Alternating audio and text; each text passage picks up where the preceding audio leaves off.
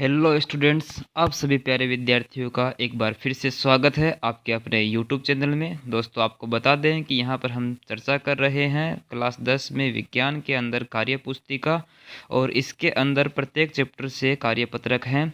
आपको बता दें कि चैप्टर नंबर 1 से लेकर के चैप्टर नंबर 8 जीव जनन कैसे करते हैं, यहाँ तक हमने 26 कार्यपत्रक कंप्लीट कर लिए हैं। आज हम चर्चा करेंगे कार्यपत्रक 27 से 29 तक, जो अपने आनुवांशिकता एवं जैव विकास चैप्टर नंबर 9 से होने वाले हैं। तो आइए चलते हैं सीधा कार्यपत्रक 27 पे। तो अगर दोस्तों आपने पिछले वीडियो नहीं देखे हैं तो प्लीज़ उनको जाकर के चेकआउट करें। उसके बाद में आइए हम चर्चा कर लेते हैं कार्यपत्रक 27, जो कि अपना चैप्टर नंबर 9 से रहने वाला है, आनुवांशिकता एवं जैव विकास। सबसे पहला प्रश्न है यहाँ पर कि क्या एक तितली और चमगादड़ के पंखों को समजात अंग कहा जा सकता है? जी नहीं, बिल्कुल भी नहीं, क्योंकि देखो इनका कार्य समान है। ठीक है, इसलिए ये समवर्ती अंग है। ठीक है, देखो, क्योंकि तितली और चमगादड़ के पंखों का कार्य तो समान है, परंतु इनकी संरचना भिन्न भिन्न है, अतः इन्हें हम समवर्ती अंग कह सकते हैं, समजात अंग नहीं कह सकते। ठीक है, समजात अंग नहीं कह सकते, बस सीधी सी बात है। अगला प्रश्न है, चमगादड़ के पंख और पक्षियों के पंख समवर्ती अंग है। अब इनको बोला है समवर्ती अंग है। ठीक है, वो समजात की बात हुई थी, समजात के बारे में बताते। समवर्ती को हम समरूप अंग भी कहते हैं। कैसे? चमगादड़ और पक्षियों के पंख, देखो इनकी संरचना है ना, आंतरिक संरचना बहुत ही भिन्न भिन्न होती है, लेकिन कार्य तो एक ही है दोनों का, उड़ने का। ठीक है, तो पक्षियों के पंख हैं वो अग्रपादों से, तथा चमगादड़ के पंख अग्रपाद व धड़ के बीच की त्वचा से बने होते हैं।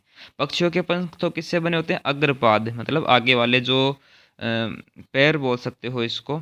और चमगादड़ के पंख अग्रपाद के साथ साथ में इसका जो धड़ होता है उसके बीच की त्वचा, उससे मिलकर के बना हुआ होता है।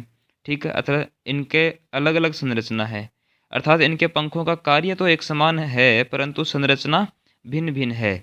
अतः उनके पंख हैं जो वो समवर्ती या फिर समरूप अंग हैं। आ गई होगी आपको बातें समझ में। नेक्स्ट है आपके पास में प्रश्न नंबर 3, मेंडल के प्रयोगों द्वारा कैसे पता चला कि लक्षण प्रभावी और अप्रभावी हो सकते हैं?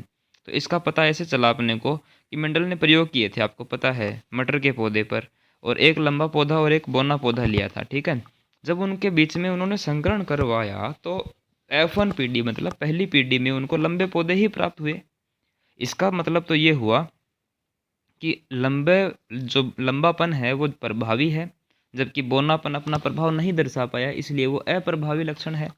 तो इसी अनुसार हम यहाँ पर लिख सकते हैं कि मेंडल ने मटर के लंबे और बौने पौधे का संकरण कराया तो F1 पीढ़ी में सभी लंबे पौधे प्राप्त हुए, अर्थात दो लक्षणों में से केवल एक लक्षण ही F1 पीढ़ी में प्रदर्शित हुआ है, जबकि दूसरा नहीं हुआ।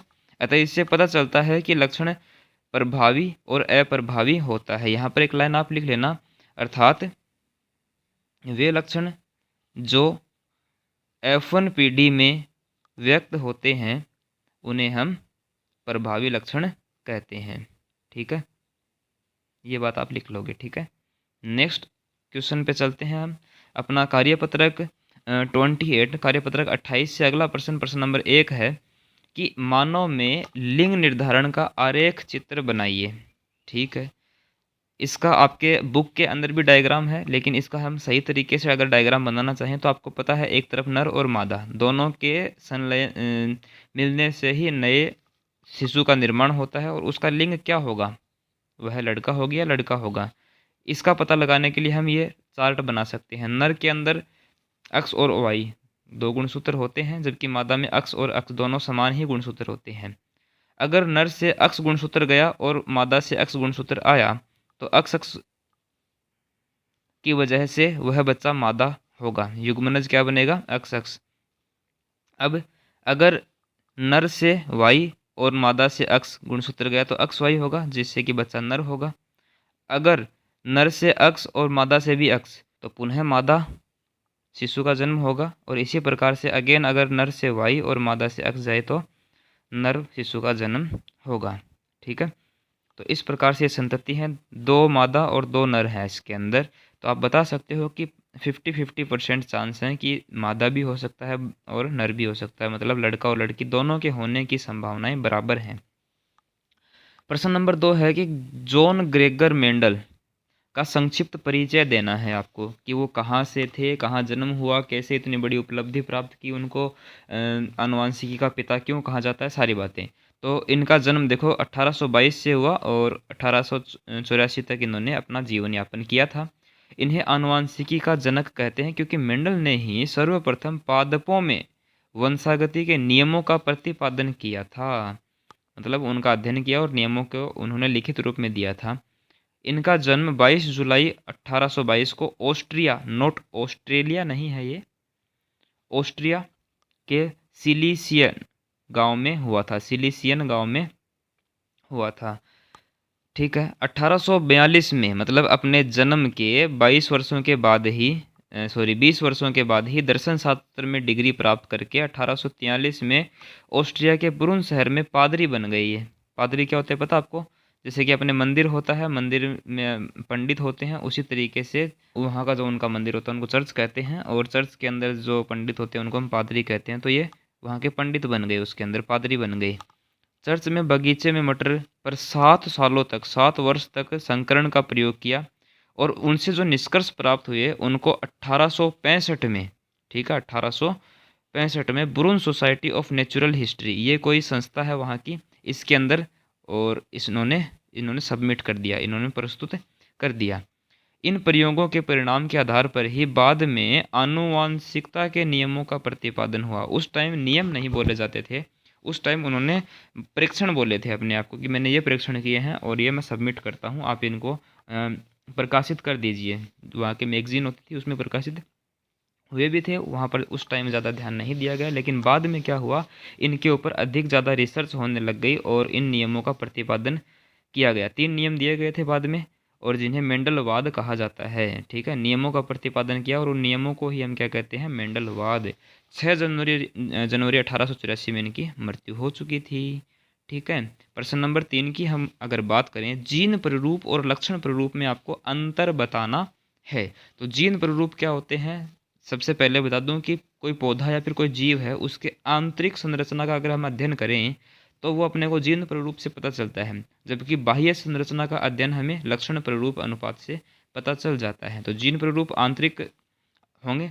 अब इसको और डिटेल से देखो क्या है, यह जीवों के कोशिकीय जीन संगठन को व्यक्त करता है कोशिका के अंदर। ठीक है, यह वातावरण द्वारा प्रभावित नहीं होते, बिल्कुल सही बात है।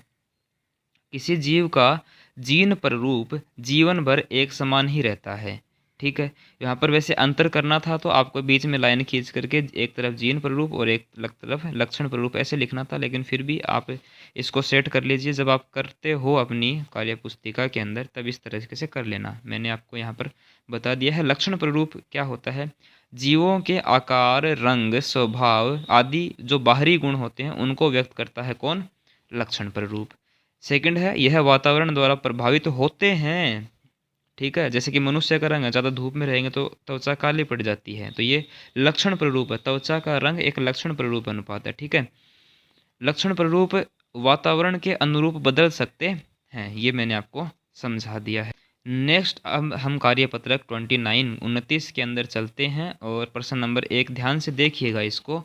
निम्न में से कौन से अंग समजात हैं और कौन से समवर्ती हैं? समवर्ती तो वो होंगे जिनका कार्य समान होगा, जबकि समजात वो होंगे जिनकी संरचना समान होगी।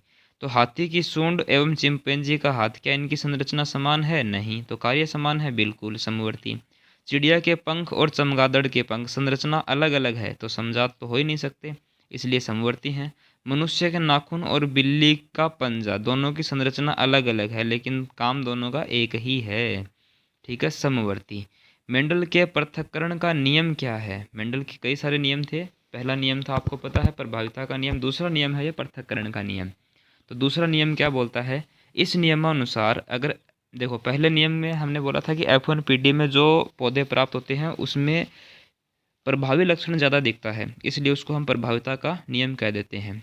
अब अगर हम इस F1PD के ही पौधों का दोबारा संकरण करवाने लग जाएं, दोबारा बताता हूँ, इस नियमानुसार F1PD के संकर या फिर विषम युग्मजी से दोबारा युग्मक बनते समय दोनों जो प्रभावी और अप्रभावी युग्म विकल्पी हैं वो एक दूसरे से पृथक होकर के अलग अलग युग्मकों में चले जाते हैं। इससे प्रत्येक युग्मक में एक लक्षण के लिए एक युग्म विकल्पी पाया जाता है। मतलब एक लक्षण के लिए एक ही युग्म विकल्पी होगा, दोनों एक जगह पे नहीं होंगे। ठीक है, इसको जैसे कि हम यहाँ पर समझाना चाहें तो समझा देता हूँ, अगर आप नहीं सीखना चाहते तो स्किप कर सकते हो। कैपिटल टी, स्मॉल टी, इनका जब लक्षण प्ररूप अनुपात किया गया तो इनको बीच में क्रॉस करवाया गया तो ये पौधे प्राप्त हुए। अब ऐसे ही दो पौधों के बीच में दोबारा क्रॉस करवाया गया, कैपिटल टी, स्मॉल टी। ठीक है, तो इनके बीच में जब क्रॉस करवाया गया तो पौधों के अंदर अपने को इस प्रकार से प्राप्त हुए कि जो प्रभावी लक्षण है वो अलग ही दिखने लग गए, अप्रभावी लक्षण है वो अलग ही दिखने लग गए। मतलब प्रभावी और अप्रभावी दोनों अलग अलग हो गए, तो इसलिए इसको पृथक्करण का नियम कहते हैं। अब अगर आपको समझ में नहीं आया तो आपको मैं एक वीडियो सजेस्ट करूंगा, यहाँ पर आपको आई बटन में दिख रहा होगा, ये वीडियो देखें, मेंडल के सभी नियम आपको समझ में आ जाएंगे। डार्विन ने कौन से सिद्धांत की परिकल्पना की थी? प्रश्न नंबर 3 है। तो उन्होंने प्राकृतिक वर्णवाद का सिद्धांत बोल दो या फिर प्राकृतिक वर्ण द्वारा जैव विविधता कैसे होती है, ये सिद्धांत दिया था। प्रश्न नंबर 4, जीवाश्म क्या है? सबको पता है प्राचीन काल में अनेक प्रकार के जीव, पौधे और उनके जो मृत अवशेष हैं वो चट्टानों में दब गए, परिलक्षित हो गए।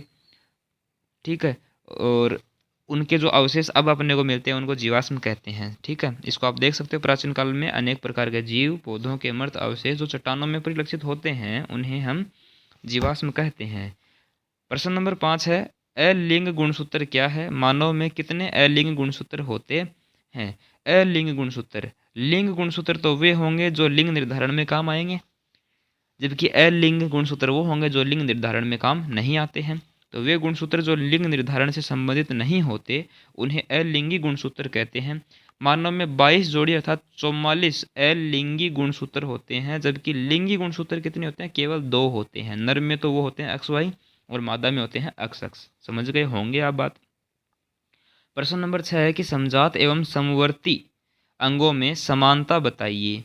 बिल्कुल बता देंगे, क्यों नहीं बताएंगे, बिल्कुल बताएंगे आपको। समजात और समवर्ती, समजात अंग कौन से होते हैं? वे अंग जिनकी संरचना समान होती है और कार्य अलग अलग होते हैं, उनको समजात कहते हैं। जबकि समवर्ती में वे अंग जिनका कार्य तो समान होता है लेकिन संरचना भिन्न भिन्न होती है। दूसरा अंतर देख लो, इनको धारित करने वाले जीव विकासीय दृष्टि से समान होते हैं। समजात के अंदर उनका विकास एक तरह से हुआ है, इसलिए वो समजात मतलब उनकी संरचना एक जैसी है। ठीक है, जबकि समवर्ती के अंदर विकास दृष्टि से वो भिन्न भिन्न जीव होते हैं, इसीलिए तो उनकी संरचना अलग है। भले ही कार्य एक जैसा करते हो उन चीज़ों से, लेकिन संरचना अलग है, इसलिए उनका विकास दृष्टि से भिन्न जीव होते हैं, उनका विकास अलग तरीके से हुआ है। समजात का उदाहरण पूछे तो घोड़े का अग्र पैर और मनुष्य का हाथ। ठीक है, और समवर्ती के अंदर पूछे तो पक्षी के पंख और चमगादड़ के पंख, दोनों का कार्य तो एक जैसा है परंतु संरचना भिन्न भिन्न है। इनकी संरचना तो एक जैसी है लेकिन कार्य भिन्न भिन्न है। हाथ से मनुष्य मतलब घोड़े हैं वो अग्र पैर से चलने का काम करते हैं, जबकि मनुष्य अपने अग्र पैर से उनको हाथों के रूप में यूज करते हैं और भोजन वगैरह ग्रहण करने का काम में लेते हैं। ठीक है, तो इस प्रकार से हमने कार्यपत्रक 29 तक कंप्लीट कर लिए हैं। अगर आपको वीडियो अच्छा लगा है तो एक लाइक ज़रूर करें और चैनल को सब्सक्राइब करके पास वाले बेल आइकन को दबाने से आपको नेक्स्ट वीडियो का नोटिफिकेशन सबसे पहले मिलेगा। अपने किसी 3 ज़रूरतमंद दोस्तों को ये वीडियो ज़रूर शेयर करें ताकि वो भी इसका लाभ उठा सकें। बोर्ड एग्ज़ाम में यहीं से क्वेश्चन बनने वाले हैं, ये बात आप ध्यान रखें। मिलते हैं आगे और इन्फॉर्मेटिव वीडियो के साथ में, तब तक के लिए धन्यवाद। जय हिंद।